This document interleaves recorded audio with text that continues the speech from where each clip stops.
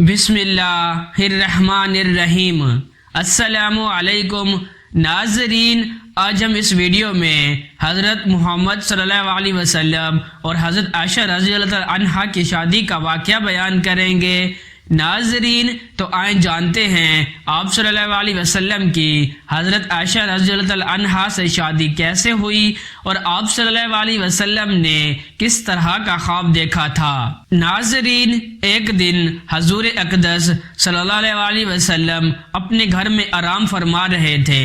آپ صلی اللہ علیہ وسلم نے خواب میں دیکھا کہ جبریل علیہ السلام آپ صلی اللہ علیہ وسلم کے پاس ایک تصویر لائے ہیں جو حضرت عائشہ رضی اللہ عنہا کی تھی۔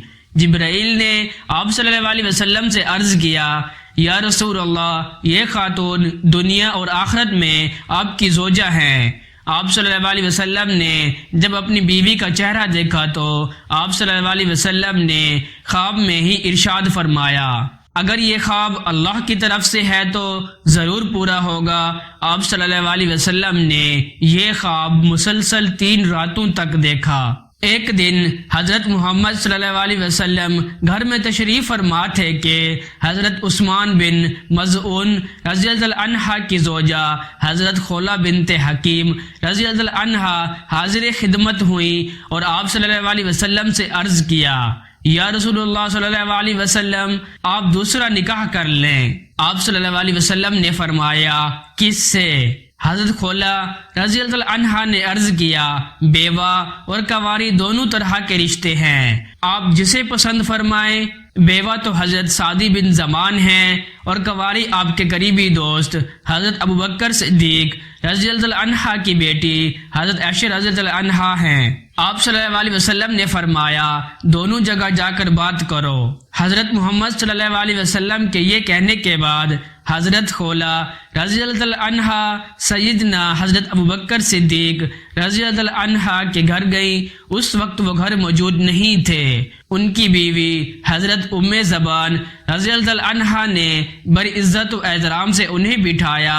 حضرت خولہ نے کہا، میں عائشہ بیٹی کے لیے رسول اللہ صلی اللہ علیہ وسلم کا پیغام لے کر آئی ہوں۔ انہوں نے عرض کیا، میں عائشہ کے والد سے بات کروں گی، پھر آپ کو بتاؤں گی۔ اس کے بعد پھر حضرت خولہ رضی اللہ عنہا سیدہ سعدی کے والد ذمہ کے پاس گئیں۔ حضرت سید سعدی کے والد پوچھتے ہیں، کیسے آنا ہوا؟ تو آپ رضی اللہ عنہا نے عرض کیا، میں آپ کی بیٹی کے لیے حضور اقدس صلی اللہ علیہ وسلم کا پیغام لائی ہوں۔ حضرت سعدی کے والد یہ سن کر انتہائی خوش ہوئے، ان کی خوشی کا کوئی ٹھکانہ نہیں تھا۔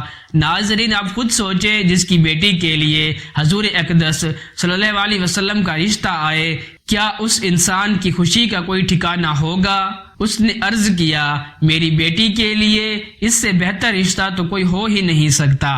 پھر سیدہ خولہ رضی اللہ عنہا نے دریافت کیا، پھر کیا معاملہ ہے؟ تو حضرت سعدی کے والد نے عرض کی، مجھے تو کوئی اعتراض نہیں، لیکن میں پہلے اپنی بیٹی سے اس بارے میں بات کروں گا۔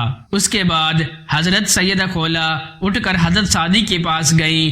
جب حضرت سعدی نے آپ رضی اللہ عنہا کو دیکھا تو بڑی محبت سے کہتی ہیں، کیسے آنا ہوا؟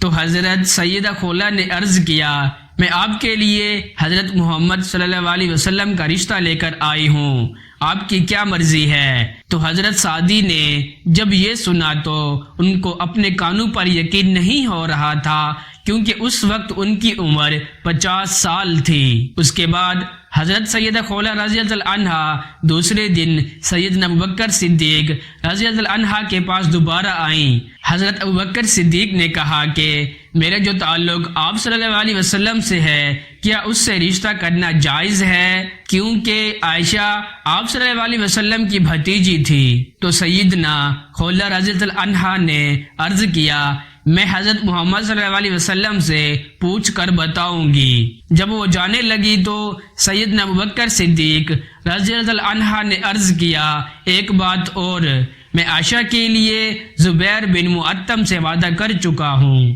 حضرت سیدہ خولا رضی اللہ عنہا وہاں سے اٹھ کر چلی گئیں اور حضرت محمد صلی اللہ علیہ وسلم کے پاس آئیں اور آپ صلی اللہ علیہ وسلم کو دونوں اطراف کا احوال بتا دیا۔ آپ صلی اللہ علیہ وسلم نے فرمایا، سیدنا ابوبکر صدیق میرے دینی بھائی ہیں، ان کی بیٹی سے نکاح کرنا جائز ہے۔ حضرت سیدہ خولا رضی اللہ عنہا نے عرض کیا، سید ابوبکر صدیق رضی اللہ عنہا اپنی بیٹی عائشہ کے لیے کہیں اور بات کر چکے ہیں، اور حضرت سعدی نے آپ صلی اللہ علیہ وسلم کو اختیار دے دیا ہے، جو چاہیں فیصلہ کریں۔ حضرت محمد صلی اللہ علیہ وسلم نے فرمایا، ٹھیک ہے۔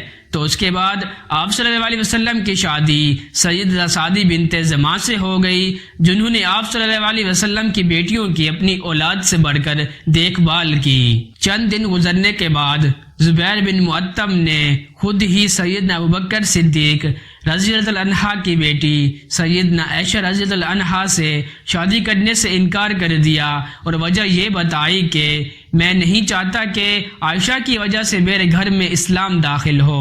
تو ناظرین، آپ دیکھیں کہ اللہ تعالیٰ نے اپنے محبوب حضرت محمد صلی اللہ علیہ وسلم کے راستے کی تمام رکاوٹیں کیسے دور کی۔ ابوبکر صدیق رضی اللہ عنہا نے سیدہ خولا رضی اللہ عنہا کو پیغام بھیجوایا۔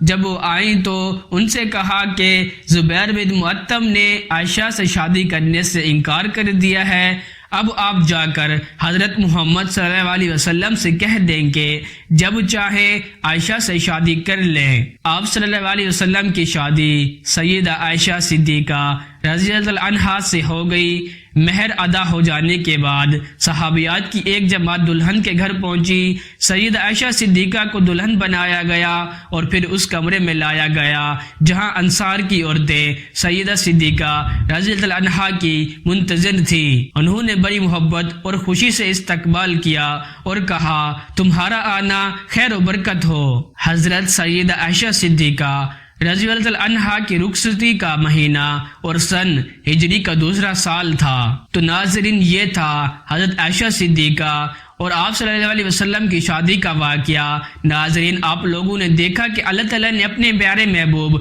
حضور اقدس صلی اللہ علیہ وسلم کے لیے کیسے رکاوٹیں دور کی۔ اس سے ثابت ہوتا ہے کہ جہاں نصیب ہوتا ہے وہیں شادی ہوتی ہے۔ تمام رکاوٹیں اللہ تعالیٰ دور کر دیتے ہیں۔